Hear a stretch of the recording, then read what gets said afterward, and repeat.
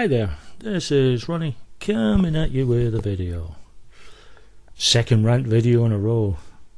I'm going to get a reputation for being a angry old man. But some time ago I did a video about sort of GMing etiquette. And it was somewhat inspired by a particular GM that some of my players at my friendly local gaming store also deal with. Now this is a GM that runs role-playing games over Facebook, and when I say Facebook I don't mean using Facebook video, sort of conference call. I'm talking about text. Now I'm not going to name the person here, but they have inspired this second video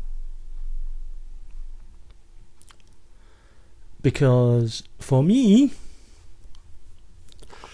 there are certain do's and don'ts as a GM. When I started a long time ago in the mists of history, when I started I was very fortunate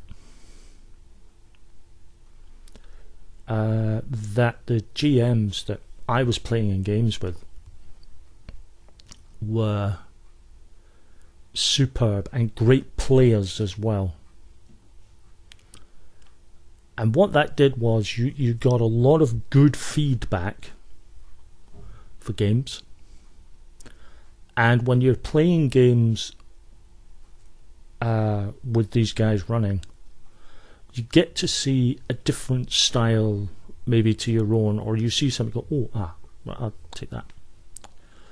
And even today, when I'm playing in games, I still have that mentality. I mean, I play games online, and I'm fortunate to be in some games with or have been in games recently with some pretty damn good GMs, and I'm very, very fortunate.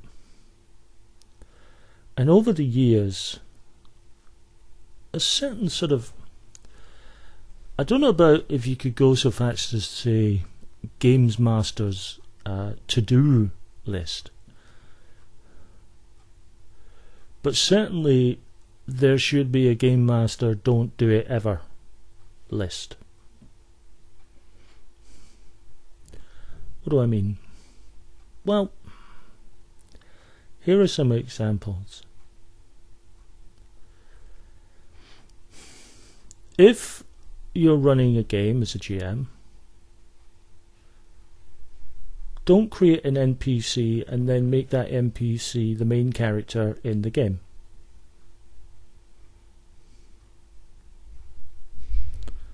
If you're a GM and you are creating a homebrew world with a homebrew race, and you have created it with the player who's making that character,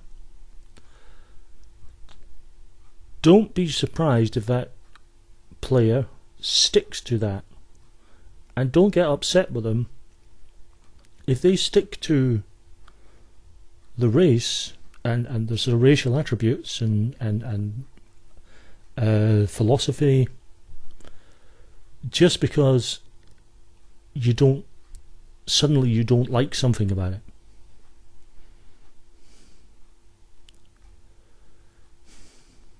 Don't play favourites. I don't care who your players are. Best friends, girlfriends, brothers. You don't play favourites on the table.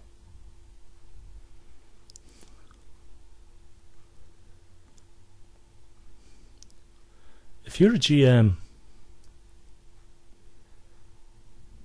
if there's an altercation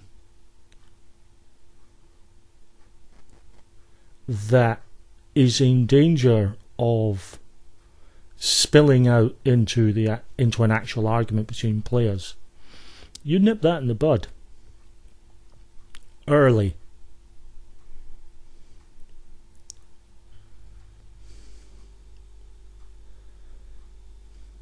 if a player does something that's completely against character because they think they can get away with it, don't let them, because it only emboldens them to do it again.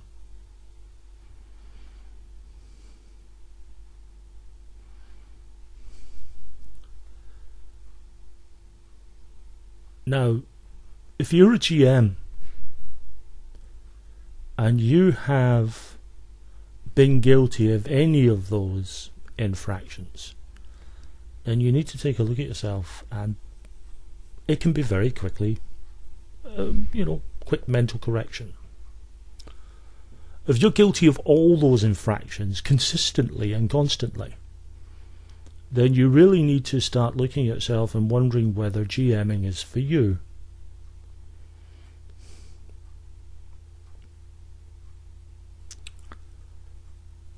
Which is the case with one particular GM.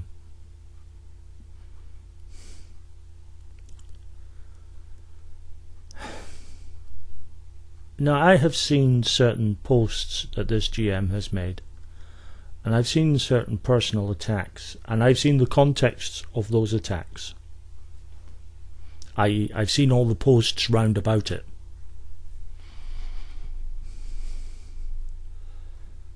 And it's disturbing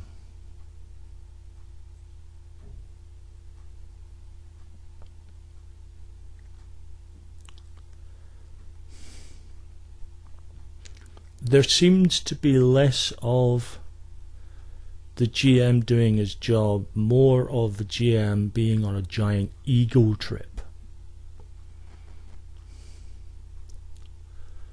Being a GM means at times being a storyteller in terms of setting up a scene and the continuity between one scene and another, and the what happens next as a result of certain actions from the characters.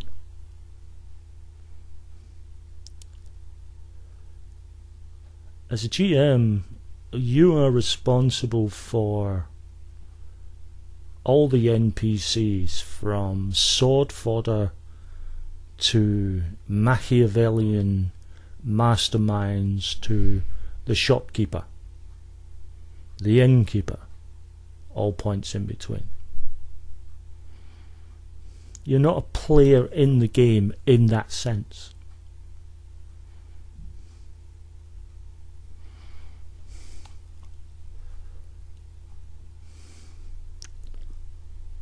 As a GM, you are there to be a referee,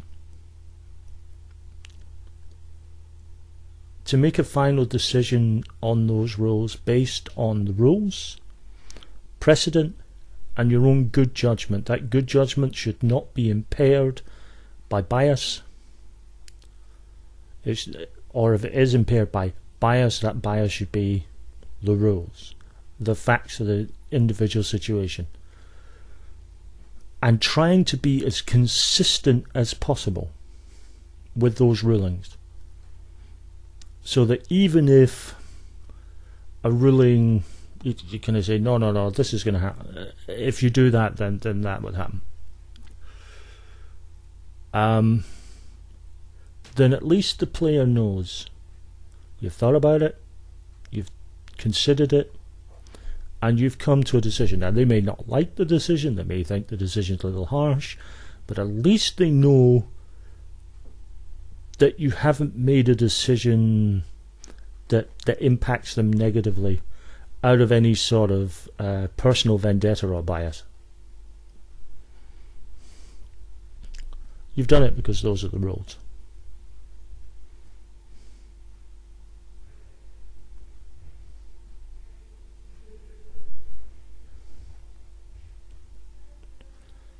But if you're constantly guilty of all these infractions, then what the hell are you doing? GMing. Really, mate, what are you doing being a GM?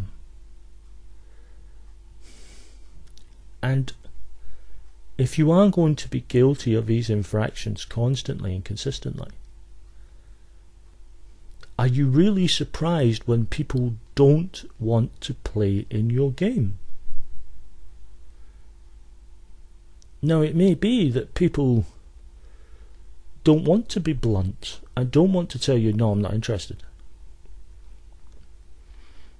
Maybe they want to just say, I'll think about it, in the hope that you'll, go and look elsewhere. And here's a tip. If you are going to word this properly, if they say no because, not only because you are not a good GM, that's understating it, but because they actually have a life, then you should not be then sending abusive messages to that person.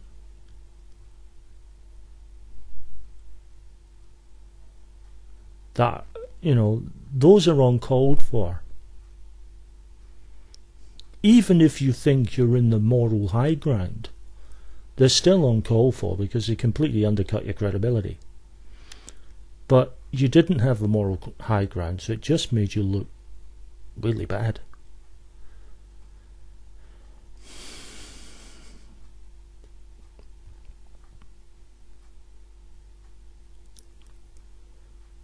Now, I know this particular video is actually going to end up being shown to this particular individual. I'm not going to name the individual on here because, quite frankly, why? But as a general point, and this is why I'm making the video, as a GM myself and as someone who loves my hobby, I feel it is important that it's not a case of seeing a GM do something that you yourself wouldn't do in terms of his style. That's one thing. But if they're being deliberately obtuse, if they're being deliberately abusive of their position, if they're being deliberately abusive to players,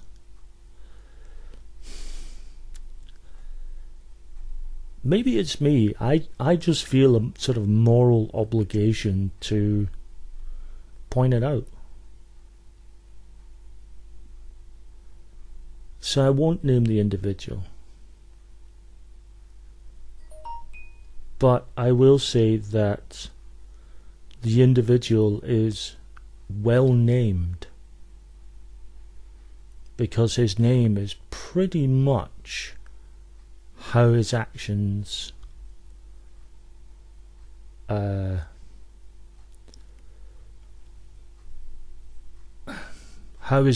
viewed by any GM of any sort of good moral standing. It really does.